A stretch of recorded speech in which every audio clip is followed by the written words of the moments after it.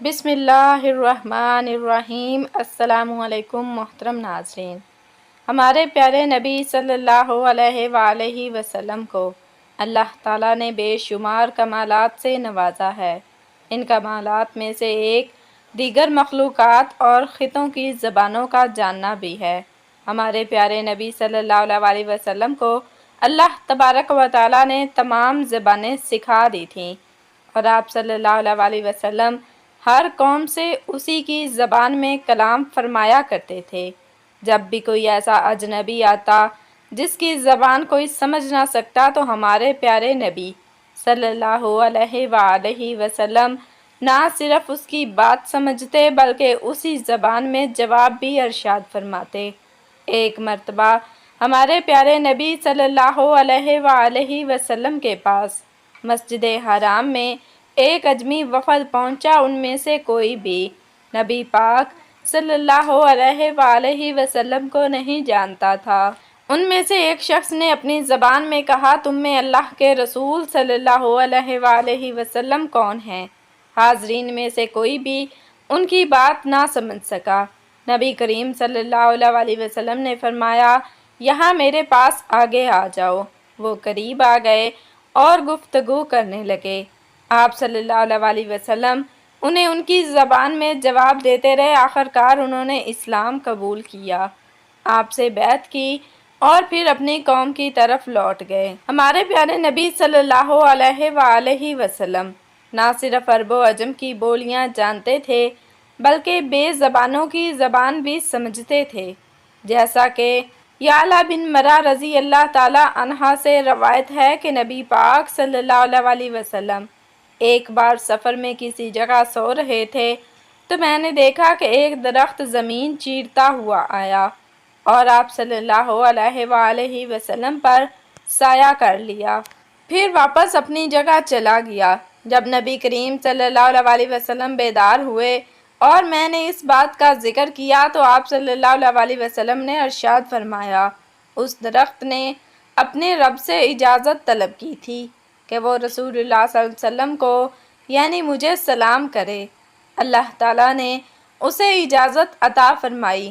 حضرت یعلا بن مرہ رضی اللہ تعالیٰ عنہ فرماتے ہیں، ہم نبی کریم صلی اللہ علیہ وسلم کے ساتھ کہیں جا رہے تھے کہ ہمارا گزر ایک ایسے اونٹ کے پاس سے ہوا جس پر پانی دیا جا رہا تھا، یعنی اس وقت کھیت والے اس پر کھیت کو پانی دے رہے تھے۔ اونٹ نے جب نبی کریم صلی اللہ علیہ وسلم کو دیکھا تو وہ بلبلانے لگا اور اپنی گردن آپ صلی اللہ علیہ وسلم کے سامنے جھکا دی۔ حضور نبی رحمت صلی اللہ علیہ وآلہ وسلم اس کے پاس کھڑے ہو گئے اور فرمایا، اس اونٹ کا مالک کہاں ہے؟ مالک حاضر ہوا تو آپ صلی اللہ علیہ وسلم نے فرمایا، یہ اونٹ بیچتے ہو؟ اس نے عرض کی، نہیں بلکہ یہ آپ کے لیے تحفہ ہے۔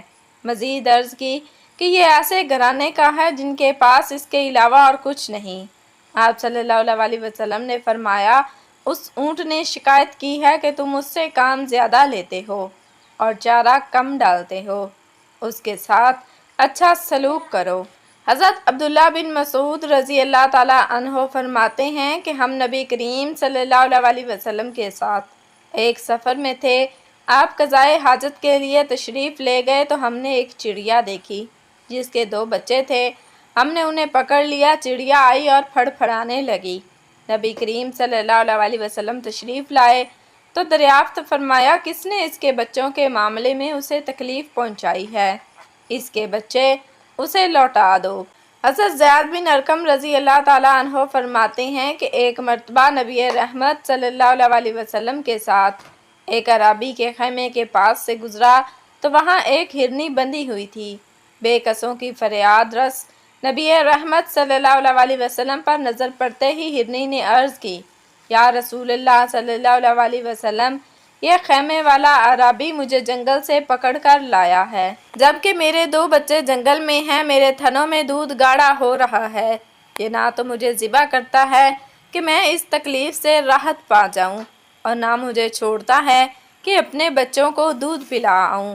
ہرنی کی فریاد سن کر مظلوموں کے فریاد رس نبی رحمت صلی اللہ علیہ وسلم نے فرمایا، اگر میں تجھے چھوڑ دوں تو کیا تو اپنے بچوں کو دودھ پلا کر واپس آ جائے گی؟ عرض کی جی ہاں یا رسول اللہ صلی اللہ علیہ وسلم، میں ضرور واپس آؤں گی۔ اگر میں نہ آؤں تو اللہ پاک عذاب میں مبتلا کریں۔ حضور نبی رحمت صلی اللہ علیہ وسلم نے اسے چھوڑا تو وہ بڑی تیزی اور بے قراری سے جنگل کی طرف چلی گئی اور تھوڑی دیر بعد واپس آ گئی۔ آپ صلی اللہ علیہ وسلم نے اسے خیمے کے ساتھ باندھ دیا۔ اتنے میں وہ عرابی بھی پانی کا مشکیزہ اٹھائے بارگاہ رسالت میں حاضر ہو گیا۔ آپ صلی اللہ علیہ وسلم نے فرمایا، یہ ہرنی ہمیں بیچ دو۔ عرض کی، یا رسول اللہ، یہ بطور ہدیہ پیش خدمت ہے۔ چنانچہ آپ صلی اللہ علیہ وسلم نے اسے آزاد فرما دیا۔ حضرت زید بن ارقم رضی اللہ تعالیٰ عنہ فرماتے ہیں، اللہ کی قسم میں نے اس ہرنی کو دیکھا کہ وہ جنگل میں کلمہ پڑھتی ہوئی جا رہی تھی۔ حضرت عبداللہ بن عمر رضی اللہ تعالیٰ عنہ سے روایت ہے، قبیلہ بنی سلیم کا ایک دیہاتی نبی کریم صلی اللہ علیہ وآلہ وسلم کی بارگاہ میں حاضر ہوا اور کہنے لگا، میں اس وقت تک آپ پر ایمان نہیں لاؤں گا جب تک میری یہ گو یعنی صحرائی جانور آپ پر ایمان نہ لائے۔ یہ کہہ کر اس نے گو کو آپ کے سامنے ڈال دیا۔ آپ صلی اللہ علیہ وسلم نے گو کو پکارا تو اس نے لبیک و سعدیک یعنی یا رسول اللہ صلی اللہ علیہ وسلم، میں حاضر ہوں اور مجھے اپنی اس حاضری پر ناز ہے۔ تمام حاضرین نے اس کی یہ بات سنی اور سمجھی۔ پھر آپ صلی اللہ علیہ وسلم نے پوچھا، تیرا معبود کون ہے؟ گو نے جواب دیا، میرا معبود وہ ہے کہ جس کا عرش آسمان میں ہے اور اسی کی بادشاہی زمین میں ہے، اس کی رحمت جنت میں ہے اور اس کا عذاب جہنم میں ہے۔ پھر آپ صلی اللہ علیہ وسلم نے پوچھا، اے گو یہ بتا کہ میں کون ہوں؟ گو نے بلند آواز سے کہا، انت رسول رب العالمین و خاتم النبیین، آپ رب العالمین کے رسول ہیں اور خاتم النبیین ہیں۔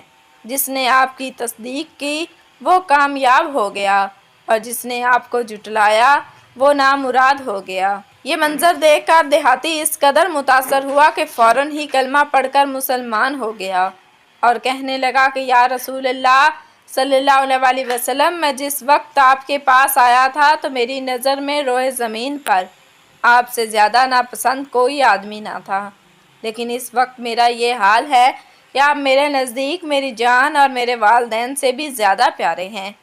آپ صلی اللہ علیہ وآلہ وسلم نے فرمایا، اللہ کے لیے حمد ہے جس نے تجھ کو ایسے دین کی ہدایت دی جو ہمیشہ غالب رہے گا اور کبھی مغلوب نہ ہوگا۔ پھر آپ صلی اللہ علیہ وسلم نے اس کو سورۃ فاتحہ اور سورہ اخلاص کی تعلیم دی۔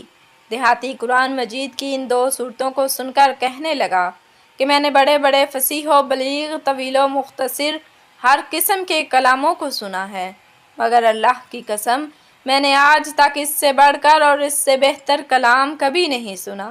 اللہ پاک ہمیں رسول پاک صلی اللہ علیہ وسلم کے بتائے ہوئے راستے پر چلنے کی توفیق عطا فرمائے۔ اللہ پاک میری اور آپ کی بخشش فرمائے، آمین یا رب العالمین۔